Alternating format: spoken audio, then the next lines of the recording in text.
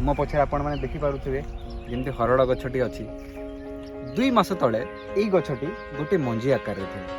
तो गोटे छोटिया मंजी ताकू जदि उचित परिवेश उचित वातावरण मिले गोटे छोटिया मंजी एते बड़ गछरे परिणत हो पारुछि।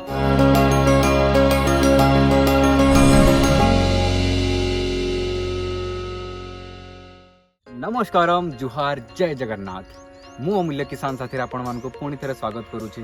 आज ये वीडियो रे आमे देखिबु कि आमे जेतेबेले मंजी को जो आमे जो रखू देसी बिहन को जेतेबेले रखू तो सेठी से बिहन रे नाना प्रकार रोग एवं विभिन्न बैक्टेरिया फंगस वायरस गुड़ा लगी थाए ताकू आमे बीजामृत माध्यम रे ताकू ट्रीटमेंट करि थाउ। मु जेमिति सब बेले कहे कि प्राकृतिक चाष रे आमे सब बेले देसी बिहन की व्यवहार करू।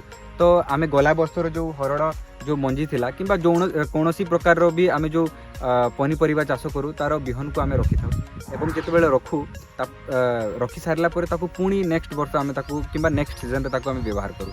तो जेतेबेले व्यवहार करू व्यवहार करिया आगरू से मंजी को विशोधन करि थाउ प्राकृतिक माध्यम रे बीजामृत माध्यम रे। तो आज आमे एही वीडियो माध्यम रे देखिबा कि बीजामृत कि भलिया आमे प्रिपेयर करू आउ गोटे यार गोटे डिटेल वीडियो गोटे तैयारी करी जो वीडियो माध्यम रे मु आपनको बुझेबी कि विशोधन काहे करिया कथा।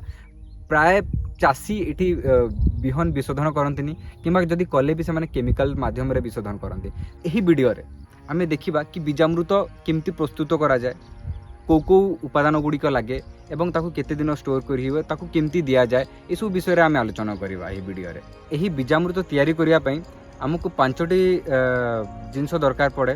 प्रथमे तो 20 लिटर स्वच्छ पानी, द्वितीय रे आमको देसी गाईर गोबर 5 केजी दरकार पड़े एवं तृतीय रे आमको देसी गाईर गोमूत्र 5 लिटर दरकार पड़े एवं चतुर्थ रे आमको खाइबा चून 50 ग्राम दरकार पड़े एवं पंचम रे आमको जो आम खतर जो माटी आमे जो थे चाष करूँ से जमी कौन सी गछर मूलर माटी आमे ताकू व्यवहार कर दी पारिबा एवं यही 5टी जिनस को आम मिश्रण करिकी आमे गोटे बीजामृत तैयारी करूँ। एटा 12 घंटा रे तैयारी हो जाए माने एबे आमे संध्या 6टा बेले आमे तैयारी करिवो एवं काली सकाळे 6टा सेटा रेडी हो जिवो एवं ताकू आमे 24 घंटा टू 48 घंटा पर्यंत मध्ये आमे ताकू व्यवहार करि पारिबा।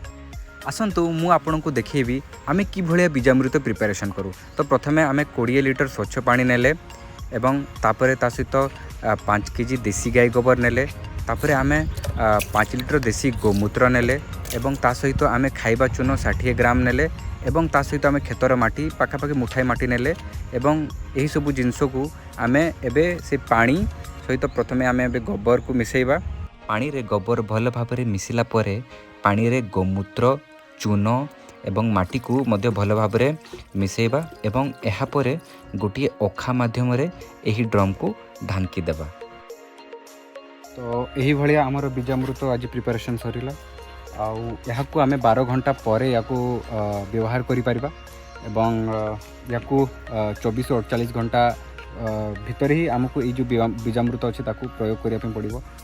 तो नेक्स्ट वीडियो रे आमे देखिबा कि बीजामृत माध्यम रे कि भलिया आमे सीड ट्रीटमेंट करछु। एटा तो हला प्रिपरेशन बट ये प्रिपेयर हला परे ताकू कि भली आमे हमर धान रे विशोधन धान बिहन के विशोधन करिबा एवं विभिन्न जो फल पनीपरिबा जो मंजी अछि ताकू कि भलिया विशोधन करिबा से विषय रे आमे अन्य गोटे वीडियो रे आमे चर्चा करिबा।